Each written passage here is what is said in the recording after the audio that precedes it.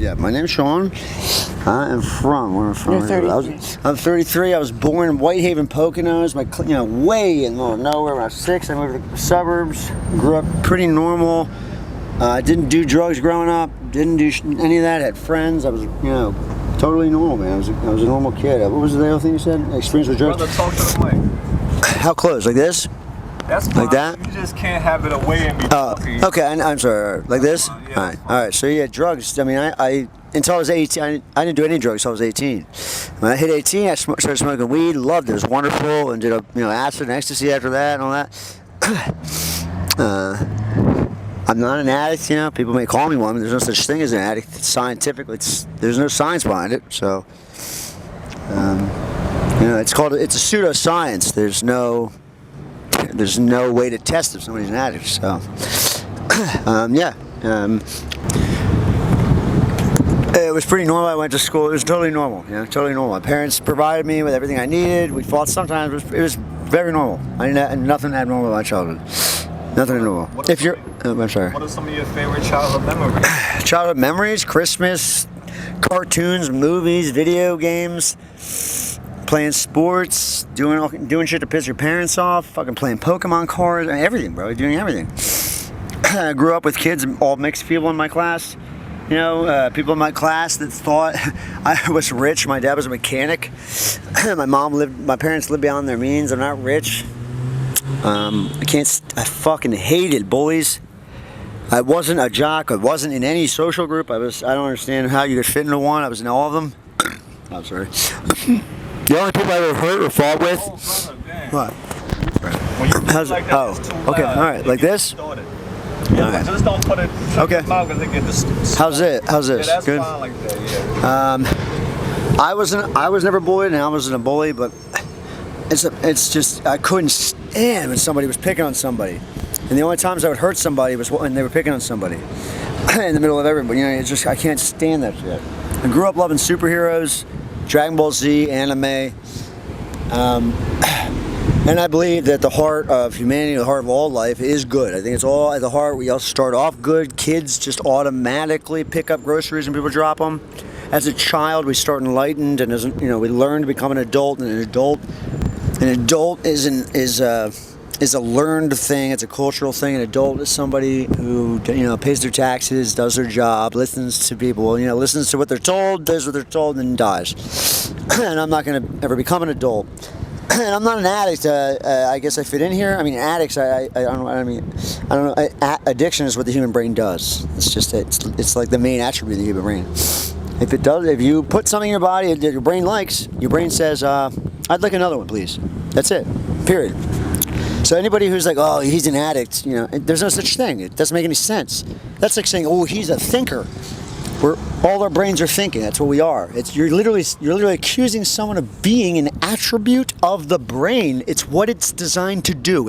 It's why we get up. It's what motivates us to do anything. Otherwise, we just sit around. What the hell would you do anything for if your brain didn't make you feel good after it? And so it's just nuts. And addiction can cause problems and hurt people. You know what I mean?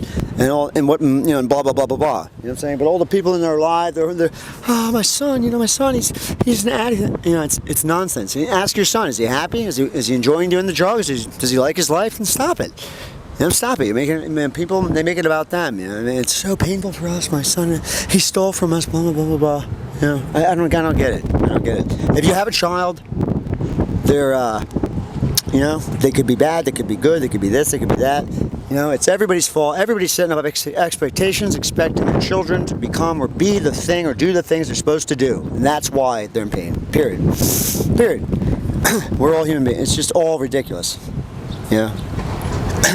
These are some of my general philosophies, and everything I say is well vetted. I thought about these things in great depth for many, many years. And so when people just go, "Oh, that's stupid, that's not right." Okay, man, no one's going to talk with you about it. If it's not right, please, man, tell me how it's not right. You got to ask some questions, though. You can't just say things aren't right. I'm extremely wrong about most things. I make so many goddamn mistakes. Jesus Christ, man, everybody else, most people I come across are very smart, according to them.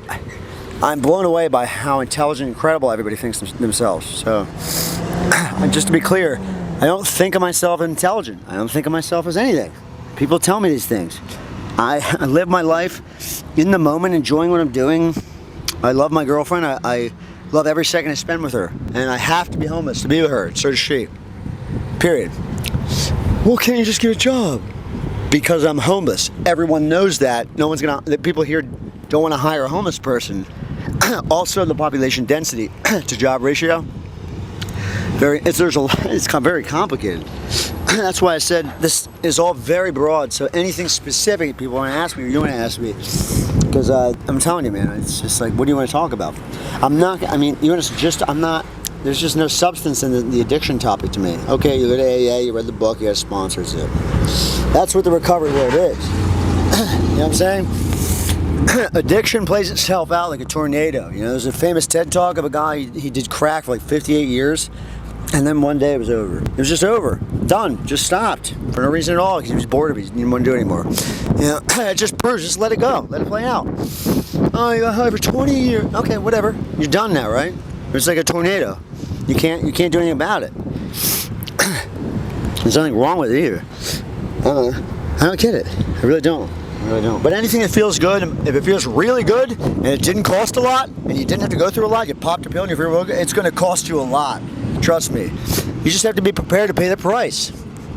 And I think it's just jealousy. You know, it would piss me the fuck off if I felt like, well, I was told that there's only one way to live. You got to go to work. There's these assholes wandering around enjoying themselves and not working. There's people living just randomly all over the place, and nobody's arresting them or killing them. I was told that you can't do that. That's why people hate homeless people. Because homeless people are like, yo, hold on, I don't have to do anything. You don't actually have to do anything at all. You can just sit right where you are all day long, every day. And God doesn't do anything about it. Nothing happens. And you find out, holy shit, you don't have to go to work. What the fuck? It's nonsense. Well, I have to work. No, you don't. No, you don't. It's actually false. It's just false, period. I work all the time. I work all day long. Constantly. Homelessness is never an inconstant survival. I wouldn't suggest it to anybody. I don't choose it. I mean, if there was any land available, I mean, we'd have a house. I can build a house. You know what I'm saying? I'm not allowed to. There's wood everywhere. There's nails. It's easy to build a house. You know what I'm saying? That's the other thing. We're not allowed to build a structure anywhere.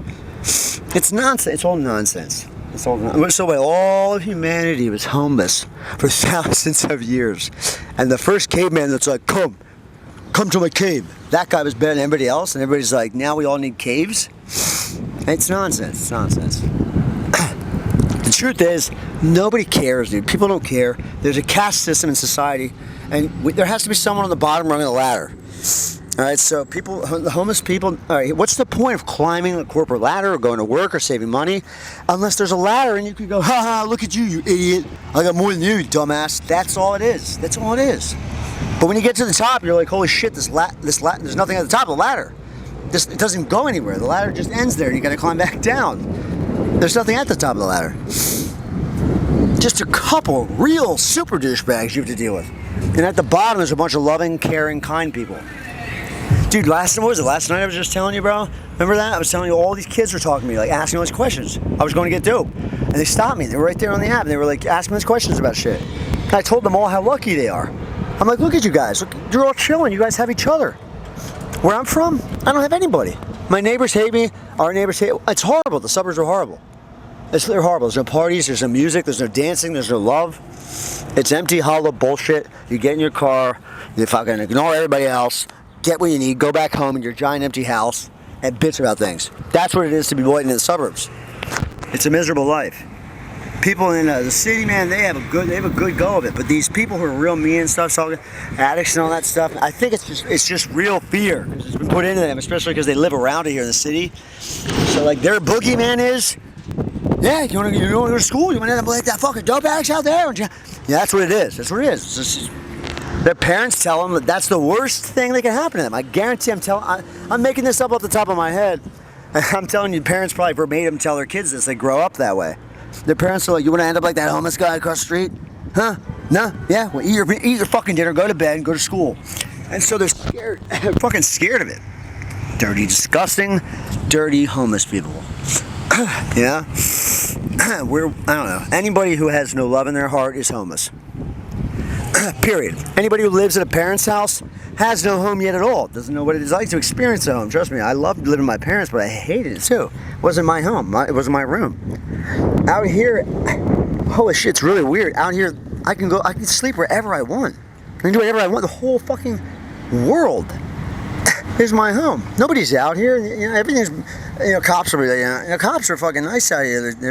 It's nuts how people treat us. And I look at people, and I'm like, you know, God, it's a shame that person's yelling at me right now, because like this is gonna come back and hurt them. I don't understand. The karmic cycles are real and all that.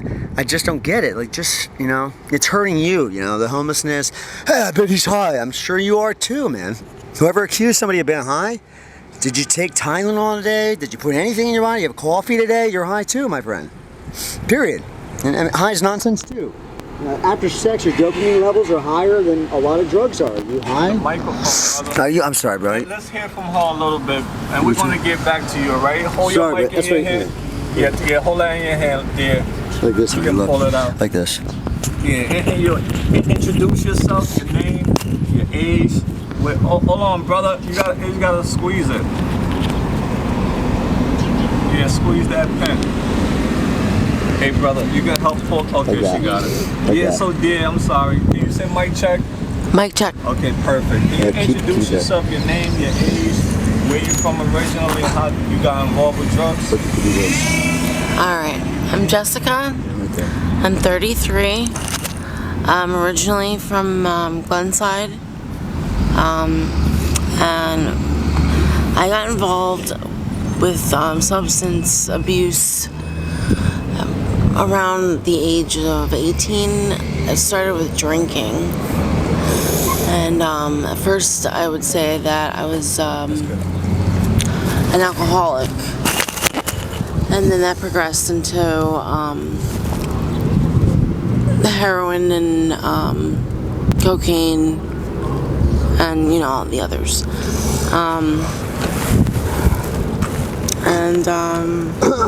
Sorry. That's been about since I was 21 years old, and ever since, never stopped. How long have you been in Kensington then? Since September of last year. So yeah, it's been about 10 months. And how did you get down here? Well, we were actually evicted from our apartment last year, 2022, I believe, abruptly. After that whole COVID thing happened, and we were living in the car for a while. Oh, it's patio court. Living in a motel for a while, and then eventually we couldn't keep up with the rent at the motel and ended up in the car. And so we were coming down here. By that point we were, you know, getting high because of being homeless and all that stuff. And then we eventually got stuck here because we eventually crashed the car. And that's how we got here. Where's your family? Mother and father? My father is in Glenside. It's pretty close to here. It's like a suburb of Philly. My mom is in Florida, in Fort Lauderdale. When was the last time you spoke to your family? A couple weeks ago. Okay, so how do they feel about your situation? Nah. Grown up. Remember? What did you say? Your dad smoked crack when he was raising her. Well, both of my parents are actually in recovery, so they're, you know, I'm obviously not happy about the current situation. Kind of have their own lives. They're in, you know, the 12-step programs. Hey, brother, can you give me that microphone? Yeah, I'm gonna turn it off for now until you're ready, okay? Yeah, sure, man. Absolutely. Yeah, so do any of y'all have children? No children. So out here currently, what's your drug of choice now? I like fentanyl and crack and ice. Dope's your drug choice. Yeah. So does he has this, you got the same habits too? She has one. She has one. No, she only does one all the time. You know, occasionally she'll do. Yeah, She'll buy one fentanyl. crack, Dope. you know. And do you smoke or shoot? Mostly, yeah. Smoke. All three, actually. You started shooting, Yeah, and then you stopped shooting. I do both. She stopped shooting by herself, all on her own. It's fucking amazing. It's amazing. So now, how is it like being out here, you know, as a couple? What are the do's and don'ts, the good and the bad? Oh, shit, As a couple. Shit, man. We were separated several You times. don't want to get separated, I'll tell you that. Yeah, you always want to have somebody by your side. It's very That's a sad bigger thing, all though. alone. Yeah. No matter where we are, as long as I'm with you, I don't give a shit where we're. That's another thing. Is that I realized it wasn't Kensington. It wasn't homelessness. It was that I didn't have you. So I'm both saying? of y'all homeless? And Yeah. where do y'all sleep? Together, we're not homeless though. That's kind of what I'm saying. That's the thing. That's the weird thing. That's another thing. Is like I've never been in love like this in my entire fucking life. It's nuts. Hold the mic when you talking so we can hear. Okay, you. okay. Pass it on. I've never loved somebody or been loved by somebody like her in my whole life. It makes a lot of sense why we both are still out here and still together, because really what it is we're committed to our relationship. You know what I'm saying? There's no option for us to leave with each other together. We have to stay together. She can go to her dad's, I can't go to her dad's. She won't do that. No matter what, she'd rather die. It's fucking nuts. It's real love. It's intense. It's amazing. It's a wonderful thing. I'm very content right now. We've been through a lot recently, and we recently finally got back together. I was in a rehab in a hospital and this, and like I found her out here, and it's just like we realized that we just want to be together, and I love her. You know, it's not about. I mean, this place is pretty dirty, and everybody's a lot of assholes here and shit. I'd much rather be somewhere nice, like a beach or something like that. And it's a long walk, though. You know, but you know what I'm saying, like. We're content to be together. That's another thing. Is you find somebody you really fucking love, you don't say, look, you know, I go, let's, you know, I'm gonna go do me, you do you. It's nonsense. It's nonsense. I want to spend every single second of my life with her, and I could die tomorrow, and I'm good. And that's it sucks because we're not very motivated to do much because I don't know. That's the thing, is that you have to be miserable and unhappy to constantly need a better job and more money and a better car. Because you're just looking for a wife. You're just looking for love. That's what you're looking for. That's all it is. The career, all that bullshit. It's just to find somebody to love you. It's just to make yourself valuable enough so you're worth loving. Okay? It's very simple stuff. It's not. You might not want to hear this, but we not want to hear it. Some fun of it. I've never said anything that people want to hear. That doesn't make any sense. People don't know what they want to hear. They're ridiculous. If you tell people what they want to hear, they're even more miserable. But the reason for that being those people, everybody is capable of this. You have to go back to square one and be like, holy shit, I don't know anything about myself. I never took any time doing it. You know, never did at all. I have no idea what I want to do, no idea.